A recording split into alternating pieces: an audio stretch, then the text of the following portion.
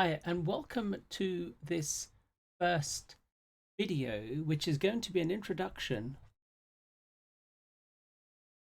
to functional programming.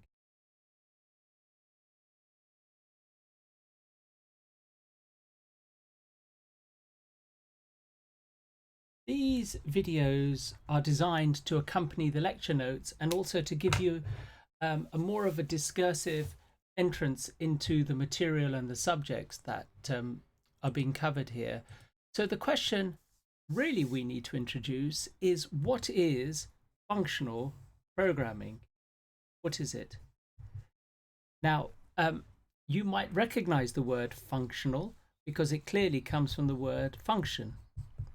And you think, wait a minute, I've come across functions before. Isn't functional programming just basically something I've already covered in terms of just using functions in my programs? And what else is there to it? And this is where it gets very, very interesting. So, yes, you will have encountered the word function in lots of different contexts, but it's very important to introduce a word which may strike you as a little bit abstract and perhaps a little bit distant from the everyday business of writing code, but it's really, really critical. It's the concept of a paradigm. Now, when you code, what you will have done is you will have coded within a certain framework, a certain approach. These are other words, and a framework or a certain approach. The two dominant methods you will have encountered at university are what are basically called procedural programming and object-oriented. Now, what's interesting about each of these different approaches is that they have a different logic of how you think about the process of coding, how you think about how code is organized, what it's doing, how it behaves. You have rules of how to build code.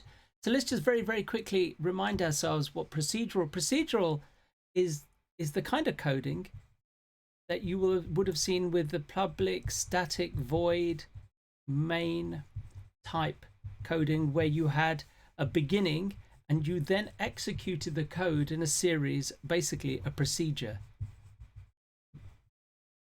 And that is a very, very common idea within procedural programming. So within procedural programming, you will have written, for example, in Python, you might recognize this. You have a main. Inside that main, you have various lines of code. You grab input, for example, you do some kind of processing, and then you have some output. So that's a very crude but simple reminder of what procedural programming is all about. And it's a very, very important approach to programming, but it is a distinctive approach. Then what you will have encountered after you looked at procedural models was object-oriented. Object-oriented is more a question about how to organize your code. What object-oriented programming is really strong on is managing complexity. And so it's a very popular paradigm, a very popular approach to programming, where let's just take our, so you have a sequence of code, let's say here, but instead of a sequence, you'll create an object and you will pass stuff to that object and functions to do stuff in your code. So objects are built, as you will know, out of classes, and classes design objects. And so in a class, you can hide all kinds of mechanisms and so on. Now, that's another obviously very, very popular approach to programming. What we have when we come back to the idea of functional programming is a different approach again. And so the point of these sessions will be to introduce you to a new paradigm. Now, the obvious question is, why do I need to learn a new paradigm? Why do I need to learn functional programming? Well, as an experienced programmer and a teacher of programming, the interesting and the exciting element to learning functional programming is it forces you to think differently. And the advantage of this to you is that problems can be solved in different ways. Now, what's the advantage of these two elements to you going into learning about functional programming? Clearly, if it forces you because of its approach, and remember, it's not simply just a bunch of functions collected together, it's a little bit more to it.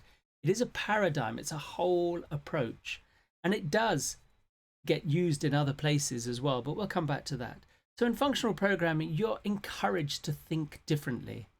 So the process of learning functional programming will force you through the syntax of the language and its approach to programming, a set of concepts that will give you a different approach to problem solving.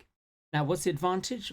When you come to university, one of the key advantages of university study is you open yourself up to different approaches. When you go out into industry, what you'll find is that functional programming will affect the way that you approach all kinds of complex problems. You might think, yes, basically object-oriented, but functional program plays a very, very subtle and valuable role.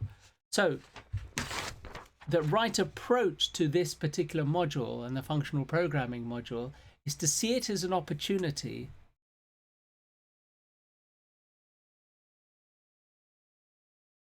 and not as a burden of, that's not spelling, opportunity.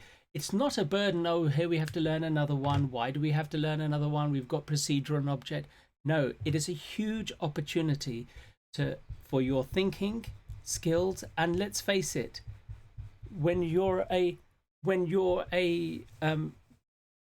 programmer going out into industry, your ability to think in varied ways is critical. Okay, so this, I would suggest, is the absolute best approach to this. Details of the assessment are in the lecture notes. I would encourage you to look at them, including a schedule of how the sessions will work out and what the concepts will be. And the software for this particular module is all free. And in the lecture notes, lecture slides, Matthew supplies you with a simple link to help you install a version. When you code in functional programming, the language used is Haskell.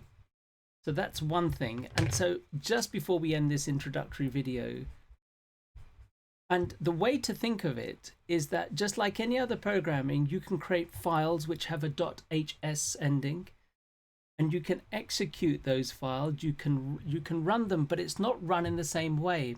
What happens is that you load up your file, and then once you load up, you can then use your functions. And what we will do in the series of videos is demonstrate that.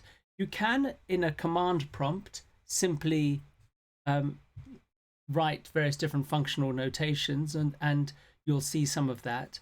The compiler, the system that's used generally is what's called the Glasgow Haskell system, GHC, and so you will see that a lot. So bear in mind that when you write files and save them and load them in, you can then use them, but you don't execute a file as you would do in, say, Python. Whatever you put in your file, it won't just run from beginning to end. The Haskell, in that respect, or these files, are much closer to classes in that they don't run themselves. You have to load them up and use them. So keep in mind that there are files with a .hs. You have a compiler and command prompt, and the language that we're using here is called Haskell. For anyone who has a Mac, There isn't a there are some interesting pieces of software, but I won't go into them now because they'll take us slightly outside of the scope.